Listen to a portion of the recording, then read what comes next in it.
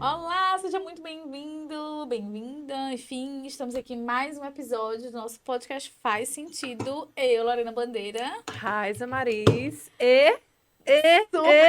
Nossos fones maravilhosos. Bacana, né? Adquirimos esses fones, brincadeira. Mas tem mais um E aí, né? Que hoje, como vocês podem ver, tá um pouquinho diferente aqui. Só estamos eu e Raiza na mesa, mas temos uma pessoa muito especial que está vindo diretamente de Goiânia. Tcharararã. Aê! Tô com medo de errar o nome. San Cyrus. Falei certo? Pô, falou certinho. Eba! Então, Sam, muito obrigada por aceitar esse convite super especial. Abrilhantar aqui o nosso podcast. A gente vai falar sobre uma temática que eu tenho certeza que para você, né, é extremamente importante, para a gente também, que é o legado de Frankl. E vamos começar se apresentando, né? Quem é Sam? Se apresenta para o pessoal que está assistindo ou nos ouvindo. Bom dia, boa tarde ou boa noite para quem nos está ouvindo. Obrigado, meninas, pelo convite. Claro que eu estava esperando a passagem aérea para ir aí. Mas claro, tudo bem. né? A gente perdoa dessa vez. Não, é porque a gente deixou pra você vir em junho no São João, entendeu? Aí como já Exato. tinha passado, aí a gente fez, não, deixa pra uma próxima Então, vocês ouviram. Os ouvintes estão ouvindo, as ouvintes estão ouvindo. Ano que vem, em Promessa é junho, dívida. teremos ao vivo. Ok. Muito bem. Então, Mark, deixa eu só anotar aqui esse Anota prejuízo aí. que eu acabei de dar ao podcast que... Pronto. Acabamos de saber a programação do ano que vem. Sim. Primeiro dia de São João, tamo lá, San Cyrus. San Cyrus. Vai, San Cyrus. Diz aí teu nome, a cidade de onde está falando. Como você veio parar aqui, literalmente, no Brasil. Eita! Né? Quanto tempo é o podcast para eu contar tudo isso? Meu nome é Sam Cyrus. Eu sou psicólogo, logoterapeuta, storyteller e amigo dessas duas meninas que abrilhantam esse podcast e a logoterapia no Brasil e na América Latina. Uau! É isso.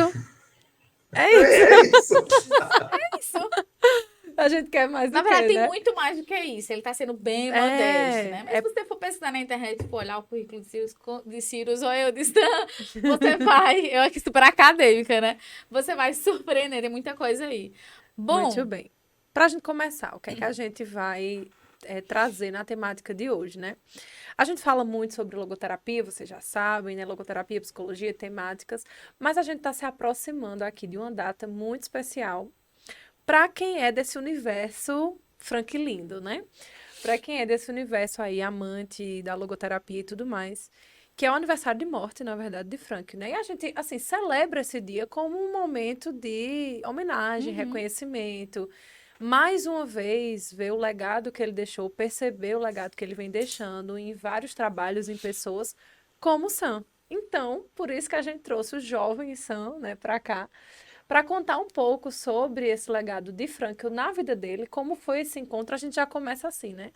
Como foi o teu encontro com Frankl? Pra gente já iniciar assim. Frankl, e a logoterapia, né? Como é que como é que foi essa... Como é que você descobriu a logoterapia e a pessoa de Frankl? Então, eu acho que é uma coisa muito importante a gente lembrar. Viktor Emil Frankl, que a gente marca os 25 anos do falecimento dele a 2 de setembro, ele foi um ser humano. Ele dizia várias vezes em um e outro de seus textos não ser a favor de gurificação, não transformarmos em guru, em aquela figura mítica, perfeita e maravilhosa que a gente segue cegamente. Sim, sim. Ele era um filósofo, um pensador e um cientista da área da psicologia e das neurociências que percebeu lá na sua juventude que as pessoas estavam sedentas de algo. A psicanálise foi o primeiro lugar que ele foi, e ele descobriu que na psicanálise havia uma sede, podemos dizer assim, uma vontade, como ele usa, de prazer.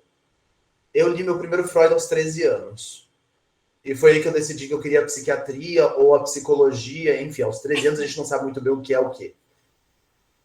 E aí foi um pouco como... Foi esse processo, mas faltava alguma coisa para mim. Frankl, eventualmente, alguns anos depois de conhecer a psicanálise, ele conhece a abordagem de Alfred Adler, a psicologia individual. ele percebe que há aqui uma sede por um equilíbrio de poderes. E aí ele dá o termo de vontade de poder a esse processo. Complexo de superioridade, complexo de inferioridade, equidade social, são algumas preocupações de Alfred Adler. Só que faltava algo para ele. Eu não estou de modo algum estabelecendo uma similitude entre a minha vida e a vida de Frankl. Mas o que eu percebi é que eu passei por um processo muito parecido. Eu não descobri Adler, eu descobri Jung. E me encantei com Carl Gustav Jung na faculdade. Só que também faltava algo. Um belo dia estava eu fazendo um curso de férias com um historiador, arquiteto, pensador, escritor, consultor do PNUD, chamado Luiz Henrique Boist. E ele cita Viktor Frankl. E eu achei muito interessante a teoria e a forma como Luiz Henrique cita Viktor Frankl. Passado algum tempo, numa bela livraria, eu estava com dinheiro sobrando no bolso, eu que gosto de livros, peguei um livro, peguei outro livro, e ainda estava sobrando dinheiro, eu pensei, esse autor, Viktor Frankl, é interessante. Vou pegar um livro desse cara também. Peguei, eu não me recordo quais são os outros 2 livros que eu li, que eu comprei, aliás, que eu não li, mas eu me recordo muito bem da sensação de terminar o primeiro capítulo do Psicoterapia e Existencialismo, lá no do ano 2001, se eu não estou em erro, e me ter encantado e ter dito, é isso que ele fala que eu estou procurando. Eu estou procurando uma teoria que entenda que os seres humanos buscam poder e buscam prazer, mas esse é um erro, porque na verdade nós deveríamos buscar algo maior do que nós. E a esse algo maior do que nós, Frankl chama de sentido, a vontade de sentido. E quando eu descobri isso e comecei a entender os processos e várias outras reflexões, comecei a fazer cursos aqui e ali. Eu morava em Portugal, não tinha nenhum logoterapeuta em Portugal, comecei a me corresponder com Maria Ángeles Noblejas, então vice-presidente, hoje presidente da Associação Espanhola de Logoterapia. Comecei a me corresponder com a então presidente da Sociedade Mexicana de Logoterapia e Análise Existencial, a Letícia Asensio. E elas foram me orientando nas minhas leituras. Eventualmente fiz um curso aqui e ali em Espanha. E finalmente fui ao congresso organizado pelo Eugênio Fizzotti, nosso querido e falecido Eugênio Fizzotti, que me apresentou com mais profundidade a ciência que a logoterapia é. E quando eu consegui articular essa filosofia com essa ciência, eu disse, realmente é isso. E a partir de 2007, que foi quando foi esse congresso, eu me descobri totalmente, 100%, um estudioso da logoterapia e um aprendiz da logoterapia constante. Nossa. Um belo percurso, Um belo percurso. É interessante porque a história de Sam, ele me lembrou muito a história do professor Tiago, não sei se tu lembra, né? Sim. Mas ele também encontrou um livro, né, de Frankl e tal, e foi nesse percurso, encontrou o professor Gutenberg, enfim, fez todo esse caminho. E aí um ponto em comum aqui, né? Porque quando você falou que conheci a logoterapia em 2007, foi o mesmo ano que eu conheci a logoterapia também na universidade. Então, a partir daí a gente, né, foi... Que legal! Trilhando caminhos. Nessa época eu estava estudando mais, isso, nem imaginava. Uhum. E mais, conheci Tiago pessoalmente no congresso em 2007. Nossa! Olha Ai, aí. nossa. Muitos encontros, né? Poxa, Ainda bem que só bacana. encontros, não despedidas, né? Igual a música Encontros e Despedidas. Só encontros, vamos lá. Eu acho que a última vez que a gente viu o Sam foi em 2014. Pessoalmente, Sim. eu acho que foi em 2016? 2014, 2015, por aí, eu acho. Em 2014 foi em Porto Alegre, certeza, por causa da Foi, história acho que então foi icônica, isso né? mesmo. Mas não vamos contar a história icônica aqui da perseguição. Lorena já contou em outro podcast a Foi. perseguição do cantor, né? Roberto Guedes. Então fez parte desse momento, então ele com certeza vai lembrar aí. Mas eu não sei se a gente encontrou depois. Então realmente tá devendo aí esse encontro, né? A gente falando de encontro aqui, eu me lembrei do... A gente tá esperando a passagem pra Goiânia também, viu? Não é só aqui não, jovem. Vamos desenrolar aí a Então, passagem. devo dizer que eu me cruzei com Humberto Gessinger, mas eu não sabia quem ele era. Meu Pois é. Deus. Então que ele eu não nunca pedi acha foto esse... autógrafo da Raíssa. E assim a gente encerra o podcast de hoje. Porque com uma pessoa que não conhece Humberto Gessinger, a gente não tem conversa, né?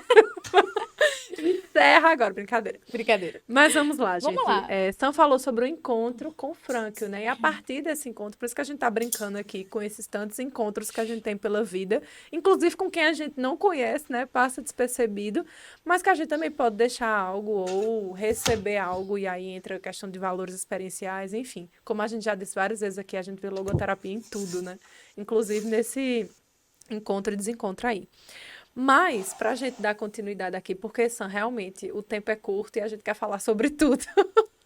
Quer sugar o máximo que a gente puder. Mas para a gente dar continuidade aqui, né? Então, desde que você teve esse encontro com a logoterapia, com o Frankl, com todos os escritos e práticas, como foi o seu caminho na prática? Você decidiu começar por onde? Assim, você já era psicólogo, já começou na clínica, em outro contexto? Como foi a sua prática embasada pela logoterapia, então? Isso é importante porque várias pessoas que, não só que a gente conhece, mas que também acompanham o podcast, não conhecem a logoterapia na universidade, não têm a oportunidade de fazer formação na logoterapia, né? Assim, não tem a oportunidade de fazer formação em logoterapia na própria universidade. Então, já que o teu percurso ele não foi já na universidade, quais foram os caminhos que você foi trilhando depois? Então, o meu percurso foi muito interessante na universidade também. Uhum. Porque eu entrei no primeiro ano numa universidade, primeira turma da universidade, inclusive em psicologia, em que a vasta maioria dos professores, ou totalidade dos professores na época, eram de alguma área da macroabordagem cognitivo-comportamental. Eram mais comportamentais, mais cognitivistas e por aí vai. Mas eles eram isso. E aí eu era muito freudiano. No segundo ano, eu voltei das férias muito junguiano. Aí no terceiro ano eu conheci, né, nesse mini curso que eu falei para vocês, conheci a logoterapia, li o livro, voltei para a faculdade no quarto ano, super frankliano, super logoterapeuta. Então, eu posso dizer que eu comecei muito mal, porque eu não sabia direito o que era logoterapia e cometi um erro que muitos de nós cometemos. Ler um livro de Frankl e eu achar que sabemos muita coisa, Nossa. mas é um erro da juventude. Eu tinha 20 anos quando isso aconteceu. E aí eu já sabia tudo de logoterapia, e aí aquela coisa de colocar sentido dentro dos textos já está resolvido. Mas eu não me assumi logoterapeuta até 2007 justamente por esse processo. Faltava uma formação mais consistente, faltava entender alguns processos que eu não estava entendendo. E aí o percurso fora da universidade foi lendo os livros, foi conversando com as pessoas certas na hora certa. Ricardo Peter, que era um logoterapeuta nicaragüense, eu tive a oportunidade também de conhecê-lo e trocar correspondência com ele. Eu lembro, por exemplo, quando eu fui para Salesiana, onde o Eugênio trabalhava, ele tirou cópias assim, de um monte de livros, me deu, e aí eu disse, tá, e como é que eu pago isso aqui? Quanto que é? Ele falou, aqui na Itália a gente paga dizendo grazie. Então eu tive uma oportunidade muito, muito bela de poder conhecer pessoas que são vanguardas da logoterapia, pessoas que diziam assim, quando eu estava fazendo a formação, Frankl virou para mim e disse, não é assim, é assado. Eu tive a oportunidade de conhecer e aprender com essas pessoas. Eu acho que esse foi o grande legado, essa foi a grande marca da minha aprendizagem. A primeira grande marca foi essa. Uhum. E eu acho que é isso que a gente tem que fazer. As novas gerações, elas precisam ter espaço para crescer, elas precisam ter espaço para entender que a filosofia se complementa com a ciência, e as novas gerações precisam ter pessoas que as escutem e que lhes digam, vamos por esse caminho, vamos por aquele caminho, talvez precisamos aprofundar um pouco mais aqui. Ao invés de dizer, você está certo, você está errado, isso aqui é logoterapia, isso não é logoterapia. A gente precisa desse processo. E eu acho que a beleza do meu processo foi essa. Porque eu olho agora para os mais jovens que entram nas associações de logoterapia Brasil adentro, eles procurando esse espaço de com quem que eu aprendo, como é que eu aprendo, quem pode ir comigo na caminhada. Então, não sei se eu respondi a pergunta. Demais, Sim, sim. E assim, depois desse hoje, por exemplo, né? Se perguntasse, Sam trabalha com que público? Ou Sam trabalha com que contexto? Como você se definiria? Eu me defino como alguém que acompanha pessoas a ouvirem a sua voz interior. Independente, né? Eu quero pegar um gancho agora, né? Porque você falou sobre... Você citou um dos textos, né? Que Frankl fala sobre a desgruficação da logoterapia, né? Na vontade de sentido, inclusive, esse texto aparece. E ele cita, inclusive, não querer papagaios, né? Que simplesmente reproduzam a fala dele. Né? Ele faz até um simbolismo de uma tocha, né? Passar, né? A tocha e tudo mais. E aí, eu sei que você trabalha com storytelling, né? Ou seja, com o aspecto da... Você sabia que eu ia falar disso? A questão da narrativa. E aí, pegando o gancho com a própria história de Frankl, né? Se você pudesse falar um pouquinho, realmente. Não sei se agora é uma pergunta muito complexa, mas qual é o legado que a história de Frankl, quando eu tô falando de história, enfim, é amplo, né? Não é só o Frankl pessoa, mas é o Frankl profissional também, né? Qual é o legado de Frankl na contemporaneidade e tal? Qual o legado de Frankl? Qual é? A Tem gente só pode um? dizer que... Exato, essa é a questão, né? A gente pode dizer que é a questão de liberdade e responsabilidade, que não dá para fazer nada sem arcar com as consequências. A gente pode dizer que é enfrentar o sofrimento com a cabeça erguida, como ele também enfrentou. A gente pode dizer que é a capacidade de oferecer algo de nós para o mundo e de estar abertos para receber algo do mundo, aquilo que vulgo chamamos de valores de criação e de vivência. Podemos falar da importância do serviço abnegado à humanidade. Podemos falar da compreensão sobre aquilo que ele chama de monantropismo, a capacidade de enxergar na diversidade humana um só antropos, uma só humanidade. Mas eu acho que o legado de Frankl é muito mais do que isso. O legado de Frankl está lá na base, ou talvez não base, no fundamento antropológico de Frankl, quando ele fala da antropologia dimensional. E aí o ouvinte iniciante, que é a primeira vez que está ouvindo esse podcast, e que tem que ouvir os outros episódios, obviamente, se pergunta o que é antropologia dimensional. Frankl ele revisita a teoria de Hartmann, de Tomás de Aquino e outras tantas teorias, e ele sintetiza essas teorias dizendo que o ser humano tem uma tríplice realidade. Um corpo, uma mente e uma dimensão mais profunda, que vamos, na ausência de traduções ideais, chamar de espírito. E ao ter um corpo, uma mente e um espírito, o outro ser humano do seu lado tem um outro corpo, uma outra mente e um outro espírito, e o outro ser humano, um outro corpo, outra mente e um outro espírito. E aí ele diz, quando a gente projeta um ser tridimensional à luz de uma determinada situação numa parede bidimensional, a gente vai ver uma sombra. Essa sombra não é o ser humano tridimensional. E aqui está a raiz do grande problema da humanidade. Olhar para a sombra do outro. Aí o ser humano tridimensional, ele olha para si mesmo e diz, eu sou perfeito, eu sou maravilhoso, eu sou tridimensional. E olha para a sombra do outro e diz, olha só, coitadinho, todo errado, todo estragado, todo cheio de problemas. Nós vivemos a vida, a experiência humana, julgando a sombra do outro, ao invés de enxergar o ser humano tridimensional. E eu acho que esse é o grande legado de Frankl. Enxergue as pessoas tridimensionalmente. Não as julgue com base na sombra que ela projeta à luz de uma determinada circunstância. Não é um podcast, né? É uma aula, porque, Pois é. assim... Então, se você estava precisando de referências para o seu trabalho de conclusão de curso ou para algum outro artigo, Sim. você hoje, inclusive, já pode referenciar podcasts, né? Pode Uma referenciar forma. podcast, é verdade. Tamo aí Isso- junto, isso cola é aqui. Tão importante, mas tão importante, porque isso não envolve só terapeutas, né? Mas também aquela pessoa que olha o outro com esse olhar reducionista, fragmentado, superficial, né? Casa muito com a ideia da própria fenomenologia, de um pressuposto, né? Você olhar para o outro a partir de um pressuposto, não reconhecendo essa essência, né? Da coisa. Só a capa, né? Só a capa, só a capa. A capa do Batman. exatamente. Vamos lá, jovem. Você eu ia dizer, falando isso que você falou, né? Bem redundante, assim, bem pleno. Ela tá nervosa. Pegando, é porque eu fico assim, filosofando. É porque Pegando, como eu conheci o Humberto Gessinger, ela fica nervosa. é um negócio assim, já choca, eu já fico pensando, onde será que ele conheceu? Será que ele tá lá ainda? Será que dá tempo eu chegar? Mas não, isso já aconteceu, já faz um tempo. Vamos lá.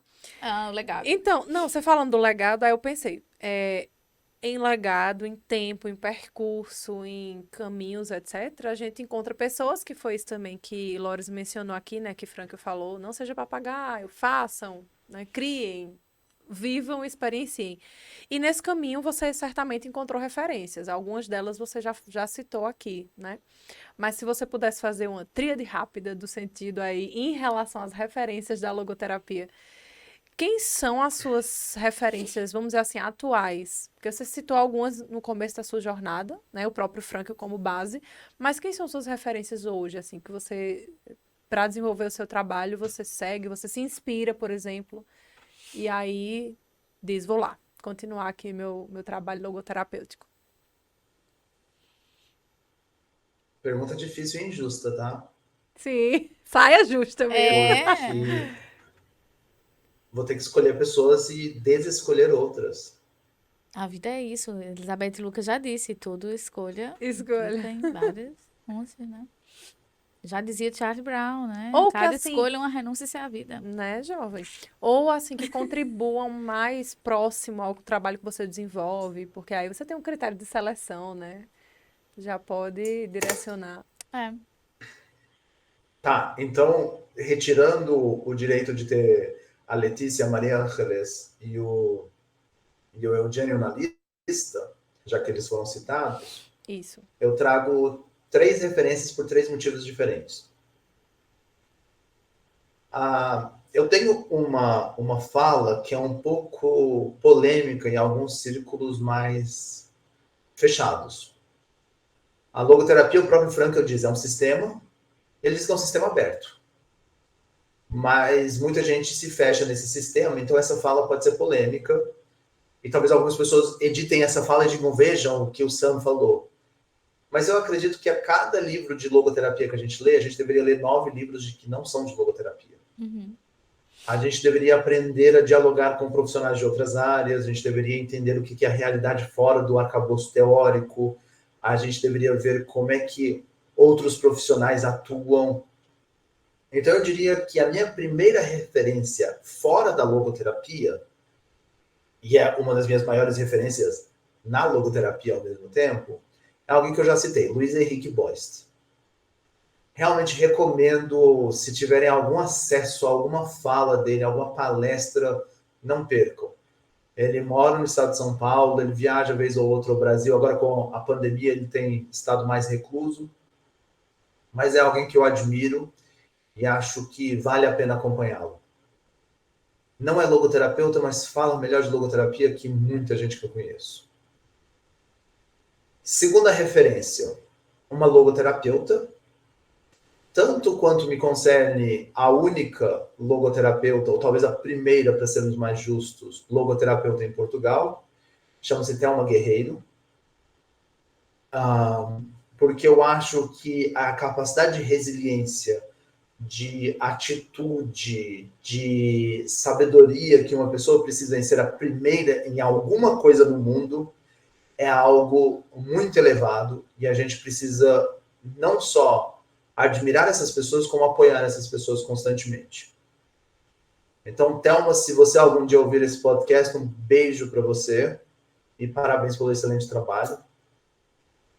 E a terceira pessoa, Guilherme Pareja Herrera, que quando eu crescer eu quero saber contar histórias como ele conta, com a candura, a doçura e a sabedoria que ele conta. Inclusive, tenho muito a agradecer a ele hoje, porque se não fosse ele, provavelmente eu não estaria ministrando aulas nas formações do México. Então, muitas graças, Guilherme. Se também algum dia ele ouvir esse podcast, que eu já duvido, porque está todo em português. Mas vamos mandar para ele, Guilherme é uma das pessoas. O Guilherme é uma das pessoas mais admiráveis que a logoterapia me apresentou. E eu escolhi esses 3 nomes justamente por não serem logoterapeutas do Brasil. Para não causar ciúme e inveja entre os meus amigos. Muito bem pensado. Nossa, estratégico, hein?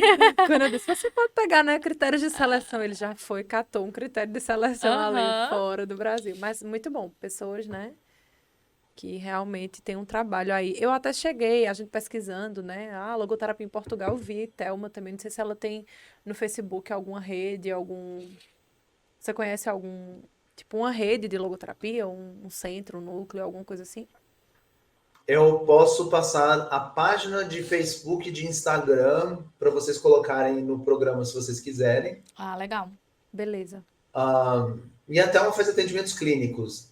Que eu saiba, não existe uma formação sólida e adequada em Portugal. E corrigindo, a Thelma é a primeira, não é a única. Eu já conheço mais 2 ou 3 pessoas. Então, Tá. Lá, né? Muito apenas bem. para corrigir. Qual é a região, Sam? De Que Portugal? ela mora? Sim. Nesse momento, ela está de mudança para o sul de Portugal. Ou seja, quem tiver aí, né, com interesse Legal. com vias de morar em Portugal ou querer desenvolver um trabalho em logoterapia, tem 2 alunos minhas interessadas, por isso que eu até lembrei. Procura a jovem Thelma, né? Vai que já é um caminho. Uma coisa que eu queria perguntar, a gente já conversou sobre isso também nos bastidores, as pessoas que querem imputar a Frankel coisas que ele não falou em contextos em que ele não disse. Tipo, o que é que Frankel falaria hoje? Né? Enfim, entra naquilo que a gente falou também sobre a questão dos papagaios e tudo mais, né? Da metáfora que ele traz. E aí eu queria direcionar pra você, Sam, não pra você dizer o que Frankel falaria, mas considerando que o seu tempo é hoje, o que é que você falaria para quem está estudando, começando a estudar logoterapia? Estude. É isso. Ué, É isso. Obrigada. Falando bom. Ok, mas comentando o resto da pergunta, Aí a pessoa vai ter, Comentando o resto da beleza, pergunta. então eu vou pegar um Instagram de uma pessoa que tá, não sei o quê, entendeu? Aí começa por... É porque Ok. assim, foi o que tu falou. O erro que eu cometi foi, eu estudei, você estudou logoterapia e achava que sabia. Bom, a gente sabe que isso por si só não necessariamente vai ser suficiente, até porque você precisa de contexto, você precisa de uma base, né? Então, qual conselho você daria, então, além de Fora estudar? Então, quando eu brinquei, quando eu brinquei, estude, é porque estudar não é ler um livro. Uhum. É impossível você ler um livro. Gente, esse aqui é um livro que saiu ano passado, ou começo desse ano. Tá todo riscado. Dá pra ver que tá todo riscado? Dá. assim. Gente, estudar não é pegar o livro e dizer, li. Olha a página seguinte. É a página imediatamente após. Um monte de coisa escrita. Estudar, de novo, não é ler. Estudar não é, como a Raíssa falou, ir pro Instagram do amiguinho e ler aquilo. Não é. Estudar não é ler um livro e dizer, já sei tudo de logoterapia. Eu tinha lido 3 livros e me achava sabendo tudo de logoterapia. Tinha lido 3. Mais do que a maioria que se diz logoterapeuta. E eu estou dizendo a maioria que se diz logoterapeuta porque eu conheço muita gente que lê um livro e diz, eu sou logoterapeuta. Então, estudar implica uma livre e independente busca do conhecimento usando a própria consciência, e não a consciência do outro. Uhum. Mas Sam, e se a consciência for limitada? Estudar implica humildade. Humildade implica escutar pessoas que têm um histórico maior. Estudar implica ir a eventos e trocar ideia com pessoas. Estudar implica desenvolver o meu próprio filtro cognitivo para perceber as coisas. Então eu não posso converter achismo a fato.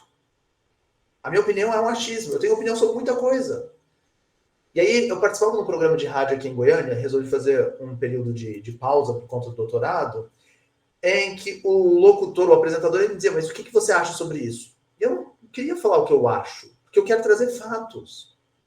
O que eu acho é se eu gosto ou não desse filme, e isso pouco importa, é pouco relevante. Qual é o fato? O fato é que a frase entre estímulo e resposta há um intervalo, e nesse intervalo se encontra a liberdade, nunca foi dita por Viktor Emil Frankl, mas os logoterapeutas repetem sem ter estudado. O que significa sem estudar? Significa sem procurar nos livros essa frase. E não está em nenhum livro. A pessoa que trouxe essa frase e disse que era de Frankl, nesse interim, a coisa de 2 ou 3 anos, ele assume, a frase não é de Frankl. É uma frase que me chamou muita atenção e me fez lembrar de Frankl. E as pessoas acharam que eu estava dizendo que era de Frankl. Não é de Frankl a frase. E aí, Lorena, você falou de storytelling. Há um conceito em storytelling que é o ethos. o lugar de vivência, o lugar de fala da pessoa. Frankl nasce em março de 1905. Falece a 2 de setembro de 1997. Eu posso pegar as ideias de Frankl, analisá-las, conjugá-las com a minha consciência e tentar trazê-las ao meu melhor para o século XXI. E é isso que nós logoterapeutas fazemos. O nome disso é evolução. A psicanálise passou por isso, as ciências passaram por isso, a humanidade passou por isso. Evolução não dá como parar a evolução. Não obstante, não dá para dizer, Frankl quis dizer tal coisa. Não, Frankl não quis dizer coisa nenhuma. É a tua opinião sobre aquilo que ele quis dizer. Você pode dizer, Frankl disse A, Frankl disse B, eu concluo C. Eu concluo C nesse ethos no qual eu vivo, porque Frankl viveu em outro ethos. É igual julgar uma pessoa que comete um crime no século V a.C. Um crime que no século V talvez não fosse crime, mas que hoje é crime. Não dá. É um erro crasso. Nós temos que compreender o ethos da pessoa e parar de olhar para as sombras, olhar para a pessoa tridimensional, para a situação tridimensional. E se eu faço isso, eu digo, Frankl falou isso, e eu compreendo dessa forma.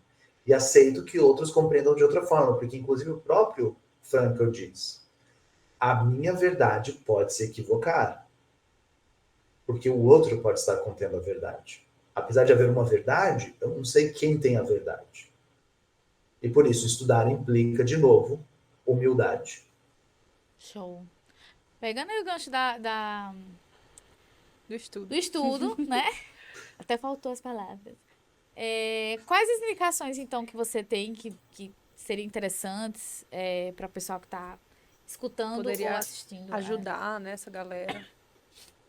Indicações? É isso que Isso, você de perguntou? leitura e tal.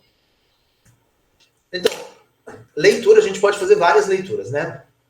Meu primeiro livro de logoterapia foi essa obra-prima aqui. Conseguem ver? Aham, sim, sim. Psicoterapia e Existencialismo. Publicada há mais ou menos 2 anos no Brasil. Então, esse livro é fantástico. Para mim, esse é um dos melhores livros em que ele explica melhor a logoterapia. Eu já estou lendo logoterapia faz um tempo, já sou expert em logoterapia. Você já leu esse aqui? Nossa. Leia. Sim. Tem Esse gente você que não leu não esse lê, aqui? velho, fica Então não dá. agoniada. Esse é um dos Não dá. mais... A primeira coisa que eu pergunto quando ela diz, Lorena, eu já li Em Busca de Sentido e tal, já li alguns livros de Frankl, já leu Psicoterapia e Sentido de Vida? Não, meu Deus! Então vai lá. O que é que você tá fazendo da vida? Outro livro que eu recomendo. Este aqui. Só que aí este aqui tem um truquezinho para ler. Entender o ethos. Ele foi proferido em 46, em março de 1946. Em abril de 1945, Frankl saiu dos campos de concentração. 3 palestras em março de 46 são proferidas e são publicadas no Brasil esse ano. Frankl, deste livro, é muito diferente do Frankl deste livro. Então não dá para você citar esse livro e dizer que esse é o Frankl final. Qual é o Frankl final? Talvez um pouco de todos. Mas sabe o truque? Evolução. Porque o próprio pensamento de Frankl também evoluiu. Numa entrevista nos anos 80, ele chega a dizer que eu não me preocupo tanto com a questão de valores como eu me preocupava no começo. Que essa questão não é mais central para mim. Nem para a logoterapia. Então, gente, ler e estudar implica entender quando o texto foi escrito, em que contexto, quem escreveu. Então, mais do que só ler, eu diria grupos de estudo, formações, conversem com outras pessoas, vejam quem são os profissionais que abarcam melhor esta ou aquela área da logoterapia. E, com o cuidado e a educação e a polidez, colhem nessa pessoa. Então, eu quero falar de educação? Temos a Cleia, temos a Marina, no Rio e em São Paulo. Queremos falar de prática clínica? Temos a Lorena. Queremos falar de infância? Temos a Raiza. Queremos falar de câncer? Temos a Raquel, no Amazonas. Então, temos a Sara. que não sei onde ela está, João Sara Pessoa. Vasconcelos. Ah, João João Pessoa, então Pessoa. também na Paraíba. Então, a gente tem as pessoas, é colar nessas pessoas estrategicamente, acompanhar elas, mandar mensagem. Porque um bom logoterapeuta não é aquele cara arrogante que não responde. Ele é humilde o suficiente para responder. E não é responder com aplausos ou com curtidas, é responder mesmo. É conversar, é dialogar, porque a logoterapia é a ciência do diálogo. É uma ciência dialógica. Então, meu conselho é leiam, vírgula, estudem, vírgula, pesquisem. Sem preconceitos. Bom, né? Se você não se sentiu tocado a sentar, estudar, enfim, procurar também grupos de estudo, né? Hoje a gente já tem com o digital, a gente tem inúmeras possibilidades de grupos de estudo de forma remota, né? Fica aí Inclusive do próprio jovem inclusive do aqui, próprio né? Que vos jovem, fala. exatamente. Muito Aperreia bom. Stamp, você já tem o contato dele, então aperreia ele pra ele, Tá né? aí, E né? tal. Vamos Muito bem. Eu fico pensando assim, né? Cada vez que a gente fala sobre logoterapia e conhece o trabalho de pessoas, como algumas você citou aqui agora, né? Mas eu fico pensando, poxa, eu tenho que estudar mais, né? Aham. Eu acho que isso é bacana também, porque você não para, né? Quem é essa pessoa, então, que parou no tempo, leu aquilo ali e tal? Então, tá se atualizando e tá sempre... Eu não sei, por exemplo, posso não trabalhar com câncer, mas possivelmente pode ser que na vida ou no meu ambiente de trabalho eu possa necessitar. Então, por que não conversar com Sara, Sim. conversar com as pessoas? Como você falou, conversar. E aí eu penso isso, né? Tipo, eu nunca vou deixar de estudar, de ler, de assistir um vídeo, uma palestra, algo assim, né? Catar as coisas mesmo. Tem muita coisa em inglês, né? A gente sabe que tem muita coisa em outros idiomas. Chama alguém para ajudar, chama alguém para colaborar, dizer, ó, eu queria uma tradução aqui, E né? reler também, né? Porque a primeira vez que eu li Psicoterapia e Sentido de Vida foi quando eu estava no quarto ano da faculdade, né? Foi Psicoterapia e Sentido de Vida. Deus, Hã? muito cedo. Foi no quarto ano da faculdade. Foi Gutenberg que passou pra gente. Psicoterapia e Sentido de Vida e Fundamentos Antropológicos, né? Então, na verdade, o primeiro livro foi Fundamentos Antropológicos. Depois foi que a gente foi ler Psicoterapia e Sentido de Vida. Então, eu já reli Psicoterapia e Sentido de Vida várias vezes, né? Então, acho que isso é outra coisa também. O estudo, ele compreende, não você, li aqui, eu já li esse livro. Não, você tem que ler, você tem que ler, reler. Aquele outro livro, Logoterapia e Análise Existencial, preto, né? Texto de 6 décadas. Nossa, eu já li aquele livro inúmeras vezes. E eu releio, né? Várias e várias e várias vezes. Porque muda também a nossa percepção, né, gente? À medida que você lê um livro de Frank, você volta para reler, você também já vê aquilo de uma outra maneira, com outro contexto e tal. Então, isso aí também é importante, né? Isso aí. E assim, a gente sabe que poderia falar muito mais, né? A gente sabe que Sim. poderíamos ter muito mais tempo, mas hoje não temos. Vamos ficar aqui, a gente cobrando a passagem para Goiânia e Oh, Stan cobrando Aham. a passagem para Campina para a gente terminar esse papo. Mas para a gente ir já se encaminhando para o final, né? Eu tô olhando para cá. Gente, é porque assim, são várias câmeras. Eu tenho um aqui na minha frente, por isso que eu tô direto olhando para a Sam aqui. Tem outra aqui e um aqui, né? Então estamos nessa coisa assim, movimento. Mas para a gente chegar no final, assim, só para cumprir aqui nossas tríades, né? Que foi também um legado que o Franco deixou. Foi. Cadê? Essa tríade é especial porque é a tríade do sentido. Então, nesse seu percurso, você citou várias pessoas e materiais e situações. Mas se você pudesse resumir o que é a logoterapia para você em 3 palavras, será que é uma tarefa difícil? talvez não. Então Já vamos lá. queimei duas, né? Talvez não. Talvez não. Vamos lá. Logoterapia para você em 3 palavras. Eu Bota o vou memezinho de citar, novo aí, 2 Sim. anos depois. eu vou citar o poeta Tagore, que é citado por Viktor Frankl. Então, 3 palavras, né? Uhum. Serviço é alegria. Isso é logoterapia, um caminho de serviço alegre e feliz. Eu me lembrei muito da minha escola agora, que tinha um auditório gigante e tinha uma frase: alegrar-se é fazer o bem. Aí tem a ver. E eu sempre que a gente ia fazer peça, apresentações, qualquer que fosse, né, sempre tinha bem grandão essa frase assim: alegrar-se é fazer o bem. E é um serviço, né? Então, realmente tem sentido, né? Toda essa construção de palavras traz muito sentido pra gente. Então, alegria, serviço, muito bem. Ai, adorei. Sam, Diga aí palavras finais para essa galera que está acompanhando e que pode entrar em contato com você para, de repente, trocar mais conhecimento e material. Como é o acesso ao SAM? Como acesso ao SAM? Não me mande áudios, É verdade. que eu não consigo ouvir. E não me diga só bom dia. Escreve logo a mensagem, seja direto, seja franco, que eu respondo. Só tem uma pergunta que eu até hoje não sei a resposta certa, que é qual formação em logoterapia eu faço? Acho uma pergunta um pouco cruel, porque eu estou na metade das grades das formações de logoterapia no Brasil e não acho que eu deva dizer, essa ou aquela. Mas, eu li o livro tal e essa palavra me soa esquisito. Eu estou pesquisando e queria saber quem poderia me ajudar a entender esse conceito. Aí eu estou disponível. Estou disponível nas minhas redes para, igual esse maravilhoso podcast que a gente teve, rir e se divertir um pouco, para falar de coisa séria e rir. Na verdade, é muito fácil me acessar. É só me mandar a mensagem completa. Porque é uma coisa que eu aprendi em comunicação.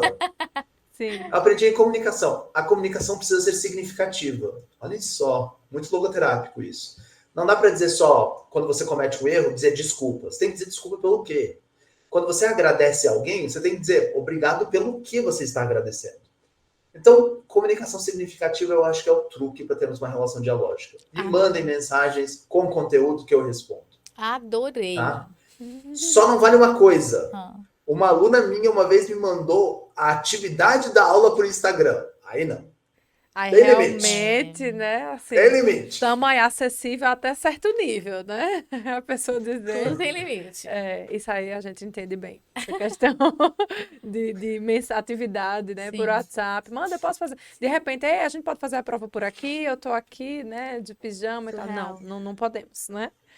E é isso, né, Jovem? Agradecer pela Muito sua obrigada. disponibilidade.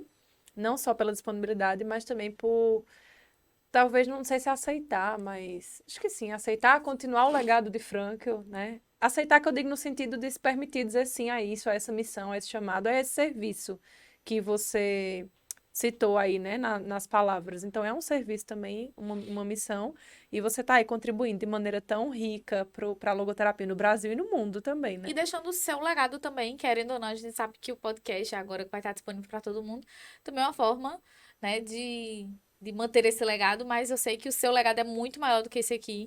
E agradecer por isso, pela tua disponibilidade aqui, e por tantas pessoas que você, de forma muito disponível, né, se coloca. E então, acho que é isso. Valeu, obrigada. Muito obrigada. Obrigado, gente. Obrigado, meninas. Só acho que precisamos ter uma questão definida e aí nós três podemos conversar depois do podcast, que é, afinal, eu sou jovem ou eu já estou deixando legado? Porque a Raíssa fala que eu sou jovem e a Lorena está falando do meu legado como se eu estivesse morrendo. Pode ser os Acho que a gente precisa dois. conversar os três depois para decidir. Como é que você fala? O jovem é... Como é? Eita, eu disse agora, eu me esqueci. O jovem é jovem, né, jovem? O jovem é negócio jovem. É um negócio assim. O jovem é jovem, né, jovem? Então, o jovem, ele já tá deixando o seu legado. Todo jovem é jovem, um negócio Todo assim. jovem é Porque eu fui dizer jovem. que Franco, né, 70 e poucos anos, alpinista lá, jovem demais, entendeu? Inclusive, hoje ele tá sem óculos ali, porque ele geralmente fica sem óculos por aqui, porque tu sabe, né, que Franco tinha um apreço por armações, etc. Então, ele foi ali dar uma confeccionada em outro óculos pra ele. Armações de óculos, tá? Pelo amor de Deus. Armações de óculos. Vão tirar do contexto. Tem uma ou duas curiosidades muito interessantes sobre isso. Frankl foi perdendo a vista, tanto que quando ele faleceu, ele já tinha perdido a vista total de um olho, eu não sei se parcial ou total do outro também. Ele foi perdendo a vista. E aí o que ele fez? Ele transformou o trágico do perder a vista em se tornar um grande fã de armações. E à medida que o tempo ia passando, ele cada vez mais gostava de armações. E detalhe, ele é o primeiro social influencer de óculos da história da humanidade.